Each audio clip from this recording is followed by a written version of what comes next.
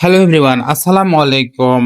প্রথম blog BD bus and train lovers ফেসবুকে নিয়ে চলে আসলাম। গাইবান্ধা থেকে মহাখালীর উদ্দেশ্যে আজকে যাত্রা করছি আলামরা পরিবহনের এই বাসটিতে। এই বাসটি খুব সম্ভবত জিপির বাস, অর্থাৎ আলামরা পরিবহনে অন্য মালিকানাধীন এই বাসটি রয়েছে বেশ ভালো, কিন্তু বাসটি অন্য মালিকানাধীন থাকায় বাসটি জাস্ট রিপেইন্ট করে এই বাসটি আলহামরার যে ইসুজুর পেইন্ট রয়েছে সেই পেইন্টে দেওয়া হয়েছে। গাইবান্ধা থেকে বেশ এই বৃষ্টি যখন পড়ছিল তখনই আমাদের যাত্রাটা শুরু হয়। ওয়ান যেতে বৃষ্টি হওয়া মানে বেশ স্লো গতিতে চলা, অর্থাৎ 40 থেকে 50 গতিতে চলছিল। এরপরে আমরা আস্তে আস্তে আগাতে থাকি। নাবিল ফুড প্লেস হাইওয়ে যে রেস্টুরেন্ট রয়েছে পরবর্তী আমাদের যাত্রা বিরতি গন্তব্য ছিল। এর আগে যে গোবিন্দগঞ্জ পলাশবাড়িতে কাউন্টারে সকল কাউন্টারগুলোতে যাত্রাপথে যাত্রী নিয়ে তারপর আমাদের ঝুম বৃষ্টির মাঝখানে গাড়ি চালাতে থাকে। ড্রাইভার সাহেব তার যথেষ্ট দক্ষতা সম্পন্ন, তিনি খুব সতর্কতার সহিত বৃষ্টির মধ্যে গাড়ি চালিয়েছেন। আমরা একটু রিয়েল ফুটেজটা আপনাদেরকে দেখানোর চেষ্টা করতেছি। যখন বৃষ্টি চলছিল এই মধ্যে আমাদের কিন্তু বাসটি, আমি সম্পর্কে আরো কিছু কথা বলতে চাই। আলহামরা পরিবহনের কিন্তু মহাখালী সেকশন, অর্থাৎ মহাখালীতে চালু করেছে তারা 2026 সালে ফেব্রুয়ারি মাস থেকে। এই সেকশনে কিন্তু আলহামরা পরিবহনের 6 ইউনিট নিজস্ব বাস রয়েছে, তার মধ্যে 2 ইউনিট ইসুজু এবং 4 ইউনিট হিনো 1J। এছাড়া মালিক সমিতির রয়েছে 5 ইউনিট হিনো 1J, যেগুলো বেশ পুরনো, অর্থাৎ পুরনো বিভিন্ন ব্যানার থেকে আসা। পূর্বে বিলাস, ইউনাইটেড, এমনকি এক্স হিমাচলের বাস রয়েছে। সেই বাসগুলো আলামরা পরিবহনের বর্তমান বহরে জিপিতে চলছে, কিন্তু ইসুজু পেইন্ট দেওয়া হয়েছে এই বাসটি আজকে যেটিতে ভ্রমণ করছি। আপনারা যদি এই ভিডিওটি বেশ ভালো লাগবে, কেউ টেনে দেখবেন না। ভিডিওটি দেখে লাগলে অবশ্যই আমার পেজটি এবং ইউটিউব চ্যানেলটি ফলো করে দিবেন। এই ভিডিওতে আমি আজকে দেখাতে যাচ্ছি আলহামরা পরিবহনের মহাখালী সেকশনের যাত্রা ভ্রমণটা আমার সাথে কেমন ছিল। এই ভিডিওতে আমি বলতে যাচ্ছি আলহামরা পরিবহনের যে জিপির বাসগুলো রয়েছে এই বাসগুলোতে কিছু না কিছু ত্রুটি রয়েছে। যেমন আমি আজকে যে বাসটিতে ভ্রমণ করছি সেই বাসটিতে কিন্তু সিট নাম্বার কোথাও দেওয়া নাই, অর্থাৎ সিট নাম্বার একটিও দেওয়া নাই। বাসটি চকচকা পরিষ্কার, অর্থাৎ বেশ ভালো নেট এন্ড ক্লিন ছিল, কিন্তু বাসটিতে কোথাও সিট নাম্বার নাই, যার ক্ষেত্রে দেখা যাচ্ছে আমি নিজেও বিভ্রান্ত হয়েছিলাম যে আমার সিটটি কোথায়।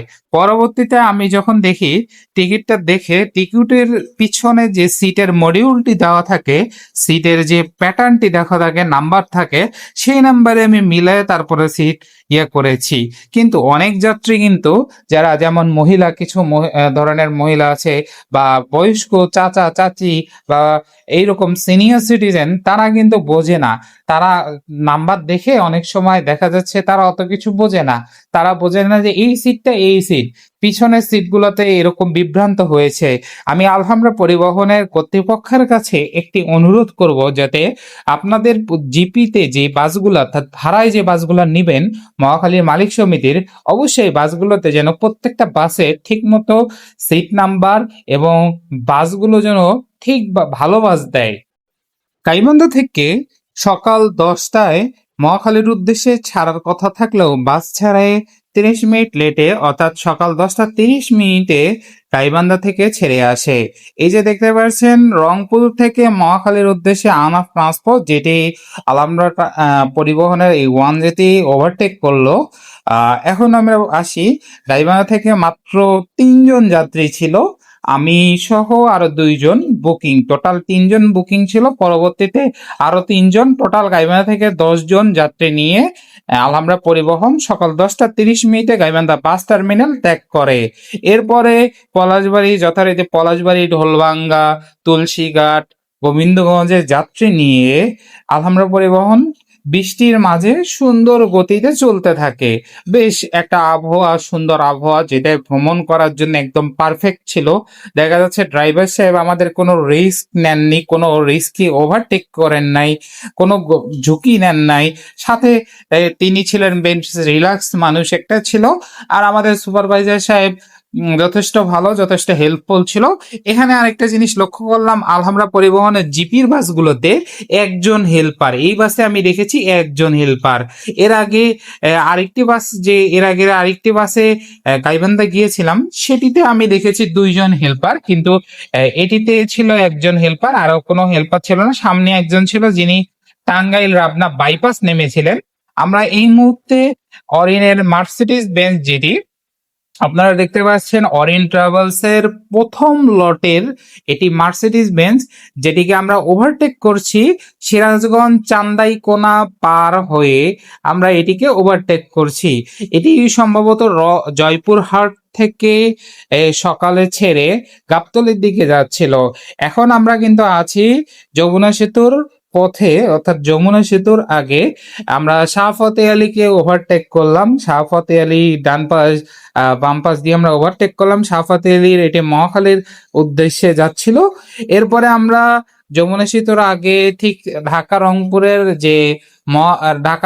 যে লোকাল বাস এনএন ট্রাভেলস, সেটিকে আমরা ওভারটেক করলাম। ওভারটেক করলে ওয়েদারটা আমাদের কিন্তু বেশ সুন্দর ছিল। আমরা এরপরে আরেকটি বাসকে ওভারটেক করি, নাবিল পরিবহন, নাবিল ক্লাসিক। বেশ তাদের একটি 1J বাস, ভালোই টান ছিল।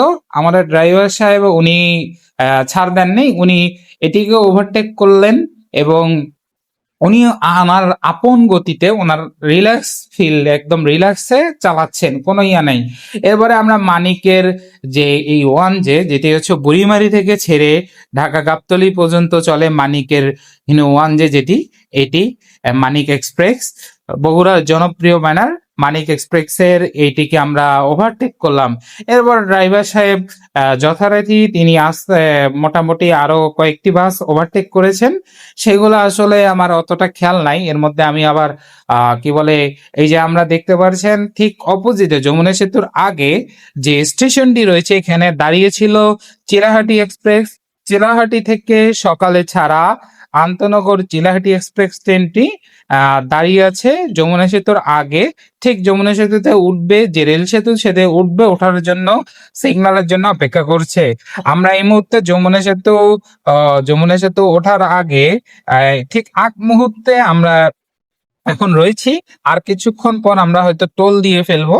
টোল দেওয়ার পর আমরা আমরা এই যে এখানে আমরা আরো একটি বাসকে ওভারটেক করলাম। এইটা কি সিরাজগঞ্জ লাইন, যেটি হলো সিরাজগঞ্জ থেকে মিরপুর রুটে চলাচল করে, সেই মিরপুর রুটের বাসটিকেও আমরা ওভারটেক করে ফেললাম।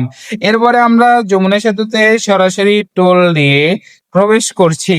আমরা যমুনা সেতুর ফুটেজ কিছু আমি আর করবো না, আপনারা শোনেন 1J-র সাউন্ড কেমন, প্রকৃতির সাথে কিরকম ভালো লাগবে আপনাদের। আশা করি আলহামরা পরিবহনের আজকের যে ব্লগটা, এই ব্লগটা আপনাদেরকে বেশ ভালো লাগবে। তাদের কিন্তু সার্ভিসটা যথেষ্ট ভালো, কোনো কমতি ছিল না। সুপারভাইজার সাহেব যথেষ্ট চেষ্টা করেছেন, উনি ওনার যতটুকু সম্ভব করেছেন। হেল্পার উনিও যিনি ছিলেন, উনিও যথেষ্ট করেছেন, কিন্তু আমার ক্ষেত্রে মনে হয়েছে যে আসলে জিপির বাসগুলো আরেকটু পরিবর্তন আনা দরকার। আমরা এখন যমুনা সেতুর যে সামনের যে ভিউটা, এটা উপভোগ করি।